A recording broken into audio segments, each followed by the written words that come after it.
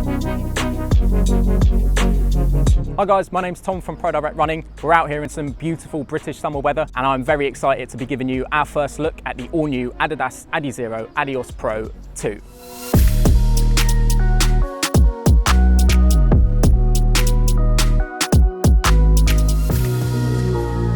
So perhaps if you're a slightly newer runner, before this weird and wonderful world of high-stack carbon-plated racing shoes, ADIZERO was a pretty iconic franchise which was seen on the podium of the majority of major marathons around the world.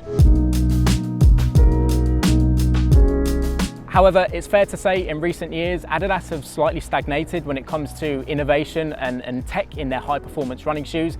That was until the release of the first Adios Pro last year, which made a huge splash in the running world with women's only half marathon world records from Peres Jepchirchir and the men's half marathon world record by Kibiwot Kandie. So the real question is, how have Adidas improved on that very successful first iteration? And is it a true top contender in this highly competitive race day market? So without further ado, let's get the shoes laced up and take them for a test spin.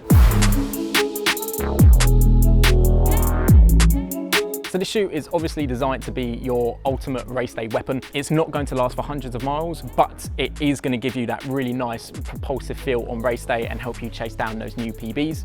In my UK 8.5, we're looking at around 225 grams, and we've got this nice big stack of Light Strike Pro foam in the heel and about 29 millimeters, I believe, in the forefoot for a pretty traditional 10 millimeter offset.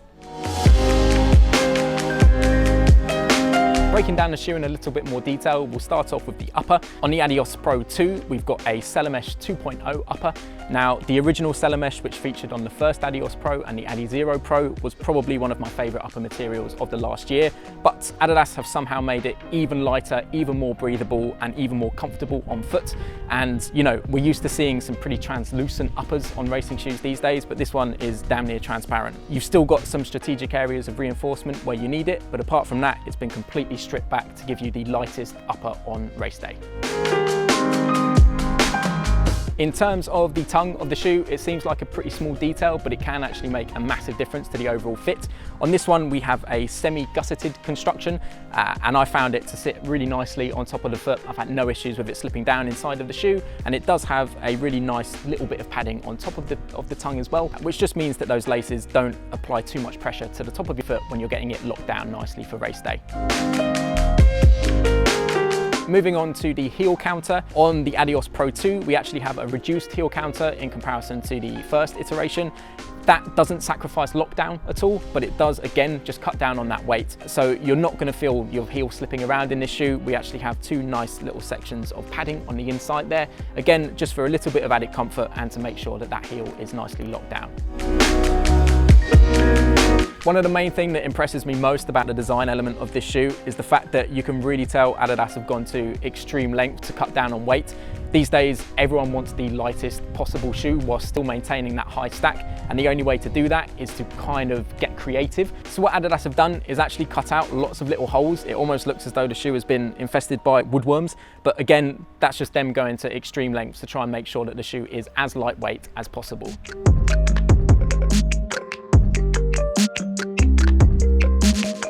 Moving on to the midsole, this is really where the magic happens when it comes to these shoes, and what we've got here, similar to the first iteration of the Adios Pro, is a full-length Light Strike Pro midsole compound. Light Strike Pro is Adidas's super foam. It's its lightest, most responsive foam on the market. Although the midsole compound itself is identical to the first version of the Adios Pro, quite a lot has changed from a visual standpoint. We have a significant amount of sculpting and tooling to the midsole. Now, this is going to help make the shoe a little bit more aerodynamic. It's also going to help shave off a few of those precious grams, and just generally, it makes the shoe look that little bit faster. Flipping the shoe over and taking a closer inspection at this rather unique outsole.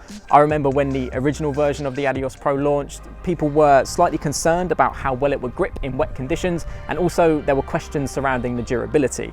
Now, although on the Adios Pro 2 we have the same rubber material here, it's almost like a sandpaper type texture.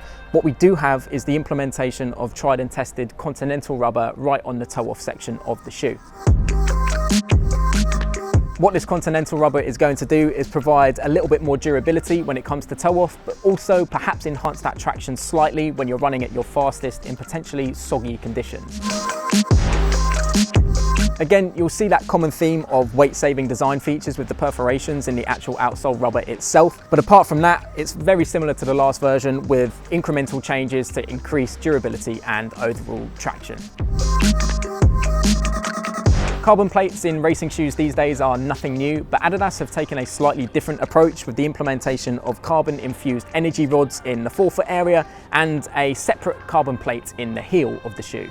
This carbon plate in the heel is really going to help with stability, whereas the rods in the forefoot are what's going to get you up on that forefoot and propel you forwards down the road.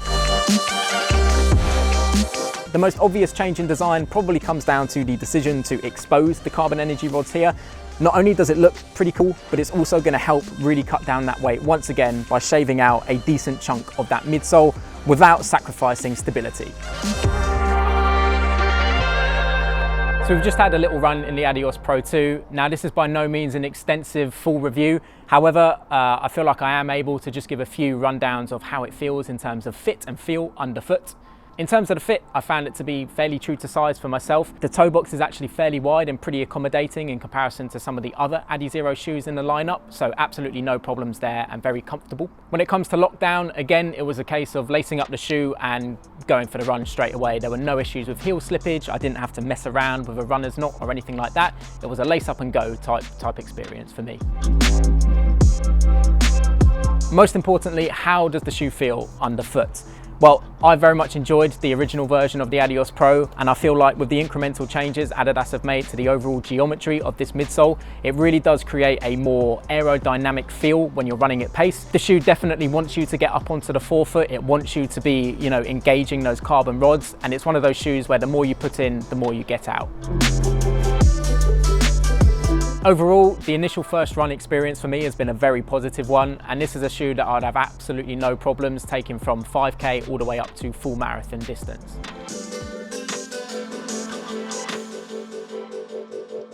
So that just about wraps up our first impressions of the Adidas ADIZERO Adios Pro 2. Overall, this is a shoe that I'm incredibly excited to get some more miles into over the summer, and I truly think it can be a top contender in the marathon racing carbon plate game. You can check out the full ADIZERO lineup at prodirectrunning.com.